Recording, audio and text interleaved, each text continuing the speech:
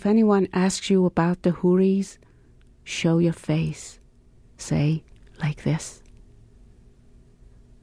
If anyone asks you about the moon, climb up on the roof. Say like this. If anyone seeks a fairy, let them see your countenance. If anyone talks about the aroma of musk, untie your hair and say like this. If anyone asks, how do the clouds uncover the moon? Untie the front of your robe, knot by knot. Say like this. If anyone asks, how did Jesus raise the dead? Kiss me on the lips. Say like this.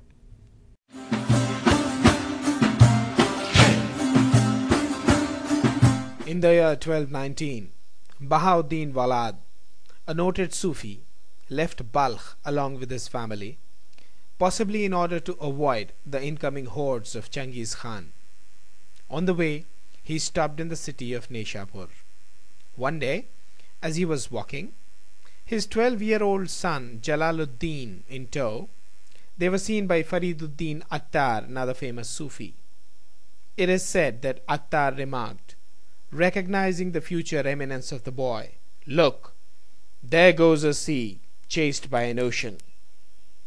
The story also has Attar giving the boy a copy of his Asrarnama, and when they left Nishapur, saying to the father, "One day your son will set fire to all forlorn hearts." Wherever you are, whatever you do, be in love. The family finally settled in Konya when Baha-ud-Din was given an important teaching position by the king. In 1231, Jalal succeeded his late father as a religious teacher. One of his father's students, Sayyid Burhanuddin Muhakkik, until his death in the year 1240, continued to train the young man in religion and mysticism. It was Jalal-ud-Din's meeting with the Darwish Shams Tabrizi in late 1244 that completely changed his life and transformed him into the great Sufi and poet that we know now as Maulana Rumi.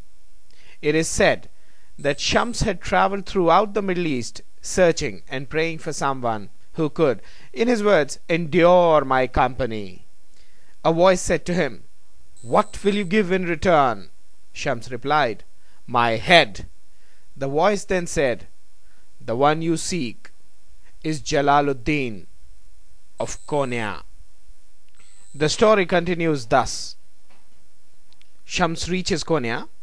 He finds Rumi reading a book. Rumi regards him as an uneducated stranger. Shams asks Rumi what he is doing, to which Rumi replies, "Something that you do not understand." At that moment the book suddenly catches fire. Shocked, Rumi asks Shams to explain this strange occurrence. His reply was, "Something that you do not understand." Jalal-ud-Din found in this stranger that perfect image of the divine beloved which he had long been seeking. He took Shams away to his house, and for some years they remained inseparable. One evening in 1247 or 1248, as Rumi and Shams were talking, Shams was called to the back door. He went out, never to be seen again. Entirely cut off from their master's teaching and conversation, and bitterly resenting his continued devotion to Shamsuddin alone, it was rumored that some of Rumi's students had caused Shams to leave Rumi or to get him murdered. If latter, Shams indeed gave his head for the privilege of the mystical friendship and love. Rumi's love for and his bereavement at the loss of Shams found their expression in an outpouring of music, dance, and spontaneous lyrical poems. These were collected, and we now have them as Diwan-e-Shams Tabrizi. When pain arrives side by side with your love, I promise not to flee. When you ask me for my life, I promise not to fight. I'm holding a cup in my hand. By God, if you do not come till the end of time, I promise not to pour out the wine, nor to drink a sip. Your bright face is my day. Your dark curls bring the night. If you do not let me near you, I promise not to go to sleep, nor to rise. Your magnificence has made me a wonder. Your charm has taught me the way of love. I'm the progeny of Abraham. I'll find my way through fire.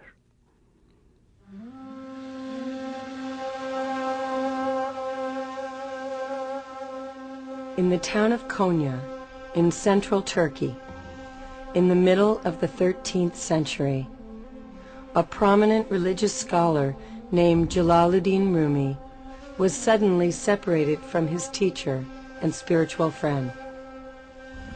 In his grief, he took hold of a column and began turning.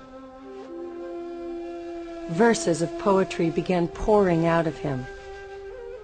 Remarkable poetry. His students wrote the words down. 700 years later, Rumi's poetry is being discovered in the West. He is, in fact, the best-selling poet in America.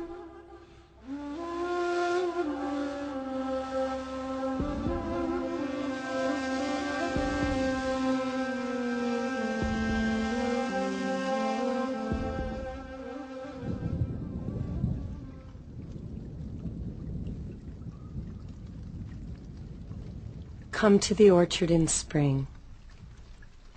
There is light and wine and sweethearts in the pomegranate flowers. If you do not come, these do not matter. If you do come, these do not matter.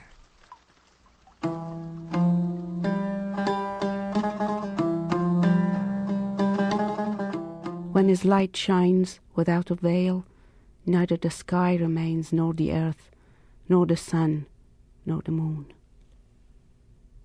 God embraces all. There is nothing that is not a part of him already. Remember God. His remembrance is the strength in the wings of the bird that is your soul. The souls of all friends of God are connected with one another. You must seek anything that you wish to find. Not so with a friend. You begin to seek after you find him. Much later, Rumi found another companion in Salahuddin, a goldsmith. After Salahuddin's death, Rumi's scribe and favorite student Husamuddin assumed the role of Rumi's companion. One day, Rumi and Husam were wandering through vineyards outside Konya when Husam asked Rumi why he does not think of writing a book. Rumi smiled and took out a piece of paper on which were written the opening 18 lines of his Masnavi, beginning with, Listen to the story told by the reed of being separated. Since I was cut from the reed bed, I have made this crying sound.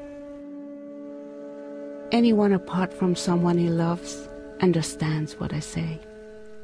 Rumi died on 17th December 1273 in Konya. His body was interred beside that of his father. A splendid shrine, today the Maulana Museum, was erected over his place of burial. His epitaph reads, When we are dead, seek not our tomb in the earth, but find it in the hearts of men.